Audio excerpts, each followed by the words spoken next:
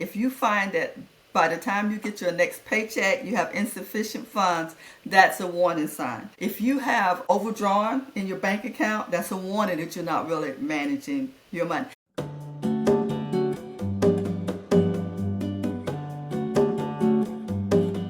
Hello, Rooted and Rising. My name is Lamisa. My guest today is Regina Lewis. She is the owner of Brightway Planning. I just want to welcome you and thank you for coming on and spending just a little time with us this afternoon.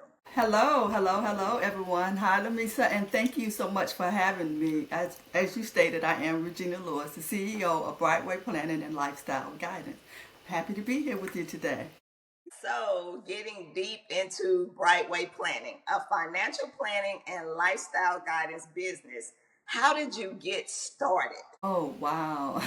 Well, actually, I worked for the federal government for 40 plus years in finance. So, doing while I was working, I kind of would help people on the side with their finances. They had questions as I learned because I've always been intrigued by finance. I've always read books, studied it. I was just always interested in finance.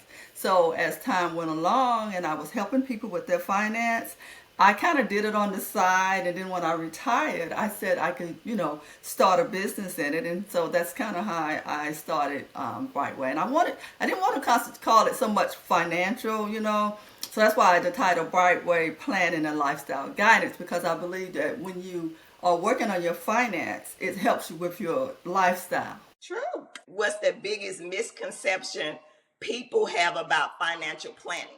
When it comes, what I found in dealing with people in their finances, they're kind of like out of sight, out of mind. You know what I mean? Because people think that I'm already not doing well with my finances, so if I don't really think about it, then it's kind of like gonna go away, and it doesn't. And what happens is it becomes a cycle for people. They kind of like it's kind of like they're trying to just stay on, just make it from day to day, and they don't realize that if they did the things to put them in a better financial position, then it won't become so overwhelming to them. It'll help them understand what they need to do on a day. And one thing that I've learned, especially when you're dealing with African American people, it's not like we we've not had the opportunity where we sat around the table with families and talked about finances. It was kind of like taboo. And so that's trying to kind of transcend it throughout the years where people didn't really want to talk about their finances. So they kind of like shied away from it. So with the misconception, what I think is you have to address it head on, because when you address it and you kind of look at where you are, then it kind of gives it, not kind, it will give you a peace of mind when you start looking at your finances and seeing what you need to do to be better. So, Yes. So, when you're invited to speaking engagements, what's the most asked question? what do they have to do to get themselves in a better financial position? Because, like I said, a lot of people, they don't want to do the budget, they don't want to do the work, and you have to put the work in. Don't look at a long term perspective, because that makes it overwhelm for people. Look at it in the short term. And what you do in the short term will put you in a better position in the long term. So I tell people when they ask, what do I need to do or what can I do to facilitate the process? First and foremost, you have to look at it. And I say people don't like the word budgeting, but really, you have to look at your finances. You have to know what you have coming in and what you have going out. Because a lot of people, believe it or not, think it's in their head. You know what I mean? That they can manage it in their head. But if you put it on paper in black and white, and if you can see what where your finances are, because we're in this society, as you know, today, where everything has to be instant. So, but if you do your budget and you know how much money you have, then when you're making purchases or you're considering things that you want to purchase or buy for yourself, then you'll know exactly how much money you have, and you won't put yourself in a negative state. Escape to Hot Springs, Arkansas, and reconnect with yourself at our Feed Your Soul Wellness Retreat happening April 29th. Imagine yourself surrounded by healing waters, expert guidance, and a community dedicated to real wellness. This is your moment to root and rise. Just lock in your spot and save with our early bird registration. Opening November 1st through November 30th. Set your clocks as there are limited space available. Now, back to the episode. All right, so that goes right into my next question of getting for someone just starting out with a limited income. What's the single most important financial habit that they should focus on first?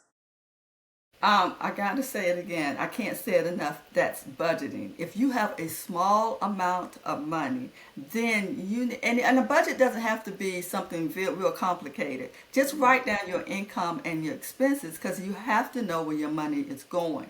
So when you write it down and you look at it, then you'll know where your money and you can control because see, if you are doing this, you're in control. Really, you're controlling your finances and personally what you do. Don't let somebody else be in control of what you do. When I say that, I mean if you don't know where your money's going, then someone else is going to control it. Meaning you're going to put yourself in a negative capacity, and you find yourself without enough money to make your ends meet from paycheck to paycheck because a lot of people, a lot of us live paycheck to paycheck.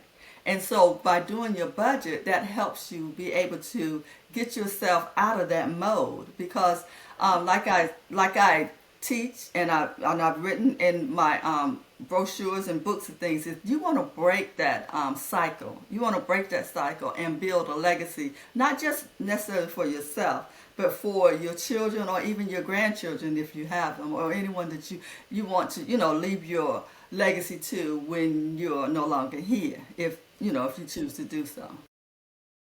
So, what do you think about these apps out now? I think the apps are good, but I don't think an app is really a place that a novice should go to.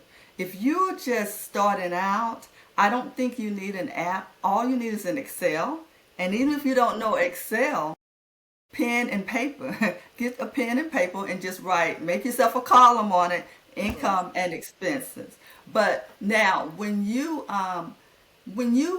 because really when you budget, it will become second nature to you.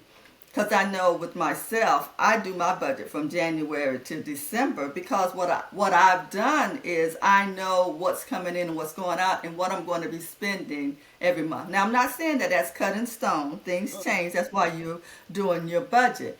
But it will become second nature to you. Now, when you get really good at it and you put yourself in a good financial position, I do think you can look at the apps because some of the apps are tied to bank accounts so that it will actually be able to alert you when you're in a certain state or whatever like that. But to me, you don't really need it now, and definitely don't pay for it. I'm not an advocate of giving away money. What type of apps there are out there to use for budgeting? Well, I don't know them off the top of my head, the name of them, but when we're talking about an app, we're talking about something you download on your phone that will kind of manage your funds for you. So what happens with the apps? Because I don't use them because I'm a pen and paper or an Excel person. I love doing my stuff in Excel because I have it readily available. But an app is something that you can. Some banks offer them, some online, and some entities offer them too. But they're online. It's basically an online access where they will look at your. It kind of looks at your spending habits and what you spend your money on, and it'll kind of manage, help you. Because I don't think you should rely on anything technology without having your your hands on it yourself. But it'll help you manage your funds, like what's coming in and what's going out. So yeah, that's basically what apps are. What are some early signs someone's financial foundation is unstable? Good question. That's a good question. Now, an early sign would be if you're not making ends meet. If you're not making ends meet, if you find that by the time you get your next paycheck, you have insufficient funds, that's a warning sign. if you are someone that if you have overdrawn in your bank account, that's a warning that you're not really managing your money. And I'm not going to be too hard on you and say you're not managing your money, but that's a warning sign that you need to start relooking your situation to see what's really going on with your money. So at the beginning stages, what can they do to turn it around? Okay, what can they do to turn around? Now, some people would say contact a financial advisor. Well, financial advisors, nothing against financial advisors because they give good information, but to me, what you need to do is stop. First of all, relax and just, write down. Again, I can't stress it enough. You know how much money you make. You know how much money you have coming in. So you need to look at what you have going out. And sometimes you have to make hard decisions. You may need to maybe stop, cut off your cable bill. And I know a lot of people say, I got to watch this show and I got to watch this show. But if it's costing you money, you might need to, you do need to relook that and cut out some unnecessary expenses. And if you're a person that's got to have that latte from the coffee shop around the corner, you got to pull back on those expenses so you can see exactly where your money is going. Because like I said earlier, if you're pulling out your credit card or your debit card and you're just spending, and you think, and then when you look at your bank account and your bank account is in the negative, then you need to stop and relook and then just see exactly where your money is going, because you're in trouble. And I gotta point out too that in this economy that we're in now, it's not easy for people. It is not easy. So really, you want to set yourself up for success. So I suggest to people that you look at your budget, and if in some kind of way you got to start a savings. You got to be able to save something. So if you look at your budget and you're spending, you have to pull back so that you can start saving, because you got to save for a rainy day, because something's going to happen. And when that catastrophic or that event happens and it sets you back further and you're already in a negative, it's going to really hurt. And then you're going to start trying to borrow money from Sally, Sue, John, parents who are probably also struggling, sisters and brothers. And it's not a good feeling. And I know it's not a good feeling for individuals, but you can do this. We have to make short-term changes so that we can put ourselves in a better financial position. I like when you said short-term changes. So how should people approach building an emergency fund? The savings Okay. account, or yeah. Right. I tell people that, savings accounts, you don't really make a lot of money off of your savings. It's like pennies on the dollars. I tell people, a money market is a savings account. And I really stress a high yield savings account. And if you're in a position that you can, I even suggest people look at a certificate of deposit, which people refer to as a CD at a bank or a financial institution. It says to save 3 to 6 months of your expenses. That's what you should have in your savings account. Now, I am an advocate for that. And I think you go longer than that if you can. But if you're starting out, I think you start out at least between $5 and $1,000 in a savings account. Now, and why do I say that? Because once you start hitting those short-term goals, like I keep speaking about, then people start feeling like, they sit up. Really, they do. They sit up and they breathe now, and they say, hey, I can do this. So when you see that you have a little money in reserve, it kind of makes you feel better and good about yourself. And then as that money begins to grow, so I think you start out and try to get at least $5 to $1,000 in a savings account. That's just your regular savings account. Now, once things are going well and you're on that roll, so to speak, and then I think then you increase it, because the ultimate goal is the 3 to 6 months of your monthly expenses that you should have saved. Now, when you're talking about that kind of money for some people, because that's a lot of money for some people, I suggest you put it in a CD. And why do I say a CD? Because if you have it in a high yield savings account, a money market, or savings, you can easily get your hands on those money and there's no penalties. Mhm. But if you put it in a certificate of deposit or a CD, you talking about saving money in a long term, and guess what? They're paying you for having your money in that bank, so you can make money off of that. And so recently, I was talking to a friend of mine, and she's a retiree, and so when I first retired and I came home and I was trying, I'm talking to everybody, trying to get everybody in a good position, right? So I was Mhm. talking to her, and she does very well, and Mhm. so she was saving. She had a small amount of savings. So I talked to her, and it's been almost 3 years, and I talked to her, and she said, Regina, I've met my goal. And I said, you did? She said, yeah, I did my CD like you told me to do, and I have my goal. She said, so what do I need to do now? And so we started talking and having a regular conversation, and I told her that, do you have, she's got a CD, and it's a really good CD. It's like a six-figure CD, so she's done really well of Yeah. saving in her CD. The banks could probably be paying her, I don't know, about $300 or $400 or more each month. That's free money that she's Mhm. making by having that CD. So I told her, I said, so we talked a little bit more, and I said, well, how is it, with you and your husband? The house is paid off.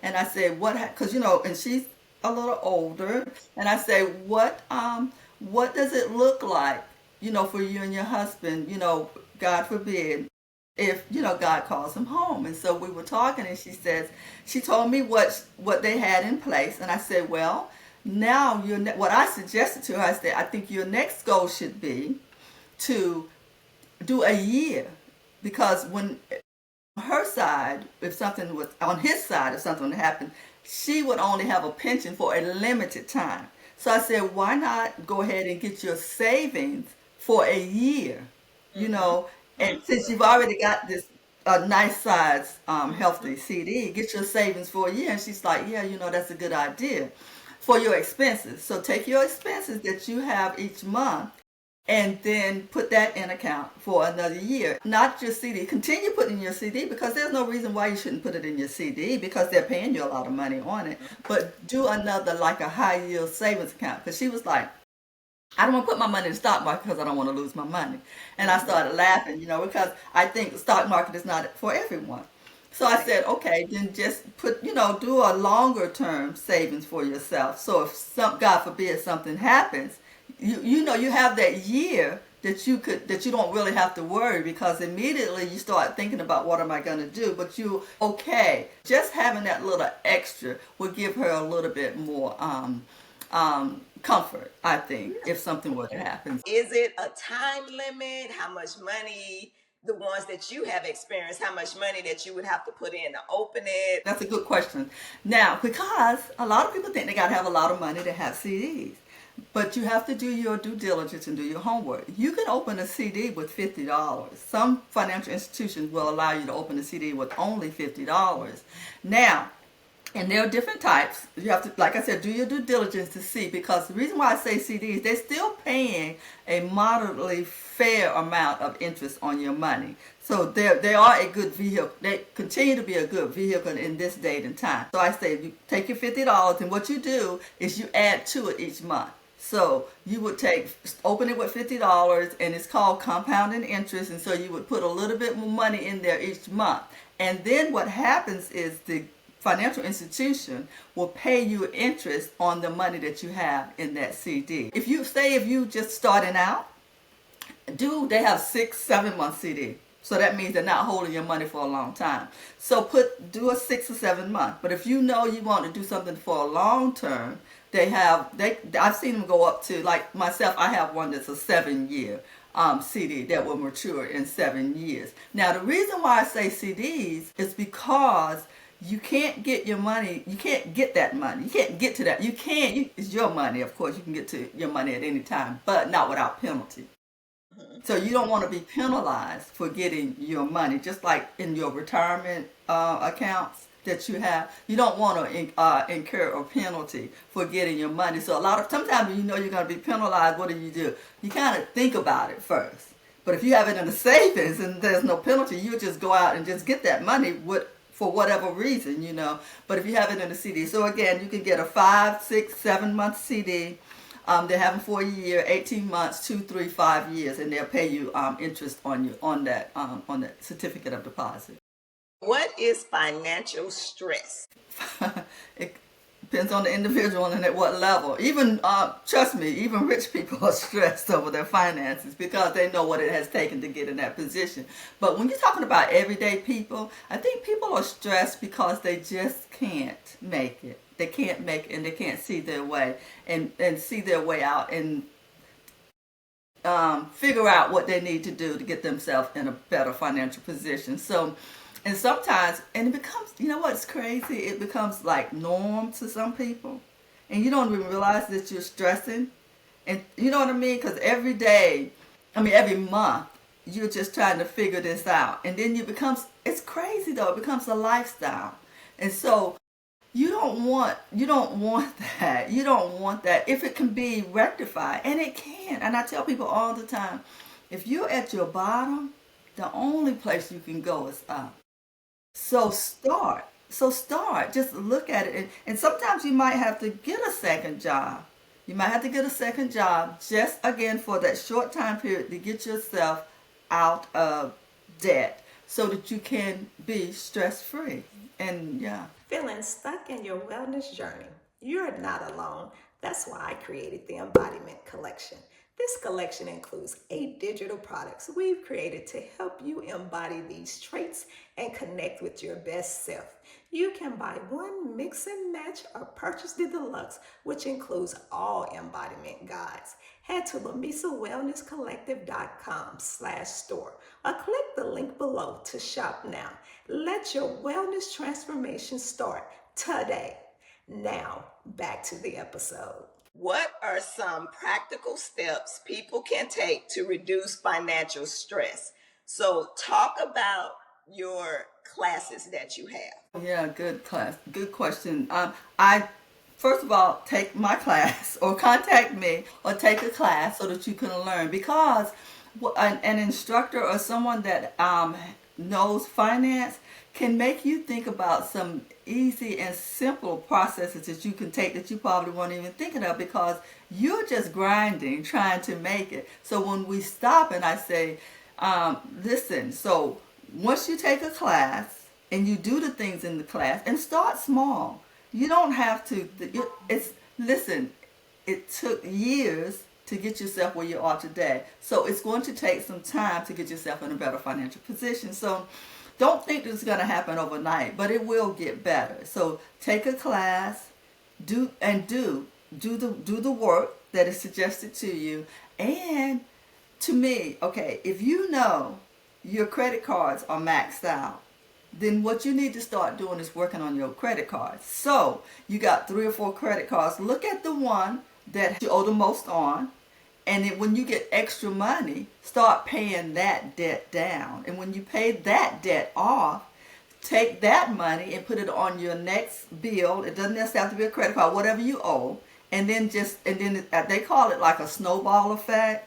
But I'm saying it's just simply managing your money. So you'll take that that money and then pay off your debt. And then so once you get your debt paid down, don't, you know what I mean? If you know that you've gotten yourself in trouble, I don't like for people to cut up their credit cards because that will lower your credit score. And I know we don't have a lot of time for that. That's a whole nother conversation that we could probably have in the future.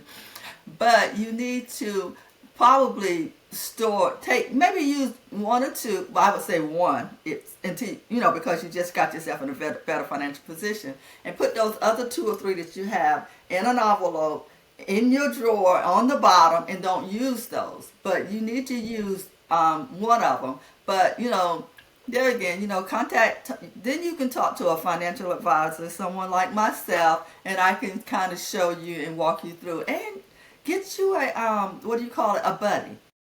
Somebody that's going to help you, that you can trust and that you like, that will give you good, solid advice. so that you can have a conversation with them. Because a lot of times when we're sitting trying to do it on our own, we do get frustrated. But if we got a buddy or even a personal financial advisor that's not going to charge you a lot of money though, then you want to, you know what I mean, work with those. And those are some of the things that I think that you can do to at least start, working on your finances so you can be in a healthier position. Yes, ma'am. What's the relationship between your mindset about money and your ability to grow wealth? Okay. Another good question. So when I taught my class, or when I teach my class, I have individuals.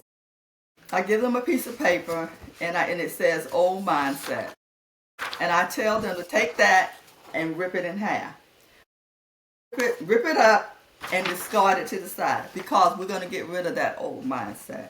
Because that's what limits a lot of people, by having your old mindset. So we can have a new mindset. First of all, it's not as hard as you think it is, and you don't think that you're going to be overwhelmed and have a hard time getting through this process. So, and when you want to create wealth, and don't think when people think wealth, they think wealthy, they think millionaire. You're not going to be a millionaire. You can be a millionaire, especially, and I try to teach people that in this day and age, that you can be a millionaire. But if you're struggling financially, don't be thinking about you want these get rich quick schemes. Take it slow and easy. This is not the one that's swift, that makes it to the end. It's one that goes slow and steady.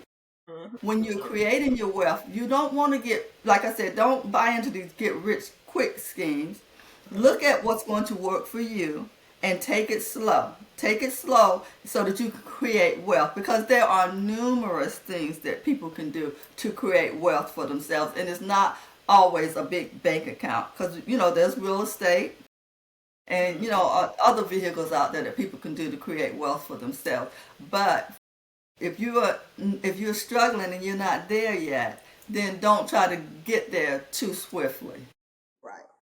Okay, let's talk about, what does generational wealth mean to you? Well, like I stated earlier, we didn't sit around the table and talk about wealth. My parents didn't say, and my parents, they struggled like many parents did, just to make a living, because there were 8 of us, 8 children. So that, it took a lot to get there. So generational wealth to me, is leaving a legacy behind for your children or your grandchildren or even your cousins or your friends. Now, and it's not necessarily leaving them your home and your money in your bank account. To me, as a personal financial advisor, my thing is, when you talk about generational and wealth, is knowledge. Teaching people what they need to do to Yes. be able to manage and grow their own personal finances. Because you can't always count on mom and dad and others to do the work for you. So I think if people will, get educated, financial literacy is a real thing. It's a real thing today. And get educated and learn and put in the work. To me, that would create generational wealth, because you can lose money, but when you have the knowledge, nobody can take that away from you. They can't. They can't.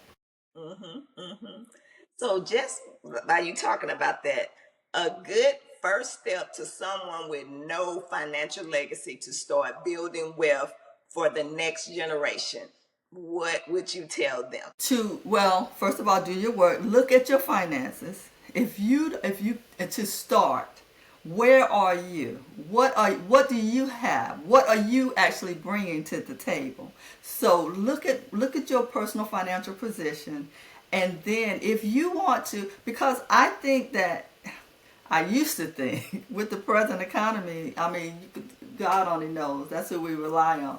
But I used to think that you could, I lost my train of thought. Every time I think of the present economy, it kind of, my thought just went out the window.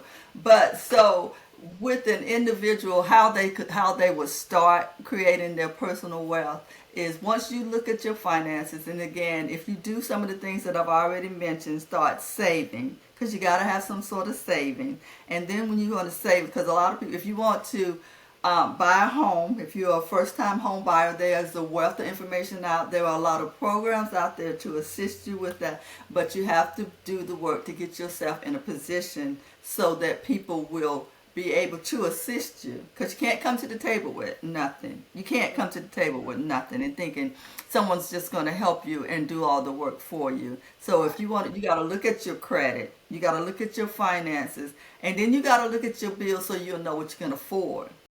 It's pretty interesting to me that sometimes my daughter, who's a real estate agent, tells me people come to her and they want to go look at a $250,000 or $300,000 home, but they haven't been pre-qualified. So we have this conversation. I say, well, how do they know they can afford that? And she says, you're right, Mom, because I really don't want to go out and show people something that they can't afford. And I bring that to the conversation because once you know what you can afford or what you can do, then you'll know what avenues you should be pursuing. Because, I mean, there's help out there if you need it, but you don't want to go and get a big mortgage and you can't afford that mortgage. So So true. you want to do the things that's going to help you Hmm. be able to, start generating the wealth that you want. And if you have, we talk, if statistically, if people have something and an event that happens, they can't even afford it. So to me, get that small savings set up, and then grow. So you, because, and some people don't even think about even retiring. You don't want to work all your life. You don't want to work all your life. So look at the things that's going to help you so that you can help others and become, I mean, they say become a lender, not a borrower. um, to me, you don't want to lend out all your money either, because you don't want to give away your money. To me, it's better to show people how they too can be in a better financial position. That's Right. what I think. So I know, and because we know one another, that you had a round table with your family. So just tell us a couple of things about that. Family's hard. Family is That's hard to deal right. with. You know why? I think with family though, it's because they're a lot of things they've been taught are not, that they have not been taught. They're not changed. Family's Hmm. not willing to make the change. That's Hmm. why it's hard. Now, but I keep riding them, and they call me because they want free advice, and that's fine. That's fine. I'll go with it. Really, honestly, I've seen a change. They call me. They say, Aunt Regina, I'm paying my bills on time, and you think that, and in my mind, I'm like, well, you're supposed to. But then I go, yeah, yeah. You know what I mean? Because that means something to them when they're paying their bills on time. Or they'll say, I got some Yes. money saved and stuff like that. And they're, and Yeah. they're, they're happy about it. But family's hard. And Yeah. because it's so, it's tugs at my heart, I try not, I have to make sure it doesn't consume me, Yes. because I want the best. I do. I Hmm. want the best. And I can see that you do the best, but it all starts with the mindset, like we were talking, changing that mindset. But family's hard, Yes. but you can't stop. You can't I stop. know. Okay, so while we talking about family, so what inspired you to make a children's book? What? Right. You know what? I was thinking, first of all, I see a lot of people doing children's book, and I said, wow, that must be something there. So, but anyway, and I am so glad that I wrote Money Doesn't Grow on Trees. I get so much positive feedback, and I think because when we talk about breaking cycles, building legacies, I Hmm. think children, it has to start younger, because children are so smart, and because of electronics, and they can figure it out. So I said, let's just help them start early.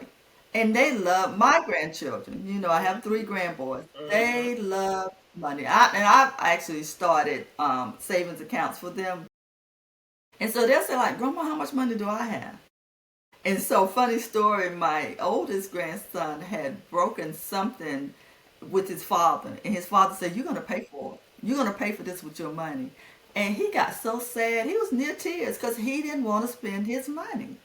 So, that kind of helped me think, kids, they know the Yeah, value of money. yeah. So just, kind of help. And then with the book, I thought parents would read it with the children. And so Mhm. even parents will be able to realize too that they too can save money if they're not, and then they can Mhm. help the children save money because I think it should start younger now. And it's Yes. and it's and it's not real complicated. It's all about taking that tooth fairy Christmas money, birthday money, putting it in the bank and watching it grow because listen, it's been out there for years. It's just taken us a while to really jump on that bandwagon, and to I get know. because No. it's crazy to me. It's crazy to me, but I love it. I love it. Yes. It's been great. The book has been well received. So Yes. Yes. And so parents, what age group should they start, teaching their children about healthy money habits? oh my gracious, I would say like well, they know about money at at an early age. My grandson is 3, so get him a piggy. I know 2 or 3. Get them a piggy bank and put their money in a piggy bank, and don't make it so all consumed. Make it fun. Make it Yeah. fun, and just Hmm. show them save your money. We got this money, and sit down and have those conversations. Have those conversations so that kids will learn. So I think early age is good. I think they're Yeah. inquisitive and they understand. They really do. Hmm. And I love the title of your book because I'm like, our parents used to always say that money don't grow on trees. So it's so catchy. It's so catchy. I love Thank that. you, So thank you, why thank did you. you why did you come up with that title? Because it's true, like you just said, it doesn't grow on trees. Because I think too, like when you think, especially older kids, they like larger things that cost a lot of money, and your parents over here working hard for this money, and they think that it's just money, easy come, but it's not so easy. So I thought that title, like you said, was really catchy. Money doesn't grow on trees. You got to work for. You got to do the work. You got to You do the work. you do, you do, you do. What role should personal values play in financial planning? Personally, when you have values, ethics, and things like that, so you want to have good values because good values, when you talk about that, you want to be solid. Is that if I can put it in that perspective? You Right. want to have a solid perspective. I'm saying so. You want to treat it like it does have value, like it's valuable, excuse me, to you internally. You know what I mean? So if it means something to you, then it's going to make you do better with it. You know what I mean? If it means more to you. So when you talk about something having value, then that to me, I think it only enhances your personal financial and the achievement of your goals. True, true. So if you could give one final piece of financial advice to the audience, what would it be? Start. Start. Do something. Do something. I can't tell you how, even when I talk to people or have a conversation with people, they're just afraid. They're just afraid to look at it. And embarrassed, should you say? They're embarrassed because it's talking about money and finances and has not been a conversation that people have had. So they don't want transparency. That's the word I was trying to think. They Hmm. don't want you to know where they are financially. But to me, my guidance to people is just start. I'm telling you, if peace of mind when with financial wellness, Right. health and wellness, when you have peace of mind and you don't have to have a lot, live within your means. You don't have to have a lot. But if you want to have peace of mind with your finances, that it makes a big difference. And Yeah. like I said earlier, you don't want to work all your life. So Hmm. just start. Do something. Write it down. Put it in, what is it the word said? Write the vision and make it plain. Write it, put it down, and look at it. Just start. That's my and don't be afraid. Don't be Yeah. afraid because you're not alone. If someone else has been where you are, they Mm. have. They've been where you are, and they pulled them up, themselves up by their bootstraps, and they're doing better. And so, yeah, start. Okay, where can people find you, your products, and your services? Okay, so I do have a website which I need to, get more, but I have a website, brightwayplanning.com, and you can reach me at brightwayplanning at gmail.com. And actually, what else? Facebook. You can reach me on Facebook or on Instagram. So yes, those are the multiple services that you can, social media that you can use to contact me and reach out to me. So, Regina, it has been so wonderful having you on. We will put your information down in the show notes because this was just a tidbit of the information that I know you have that you can provide to one. So, we just want to thank you. We appreciate you coming on, and you have a wonderful day. Thank you. Thank you for having me. I love you, my sister. Yes, sister.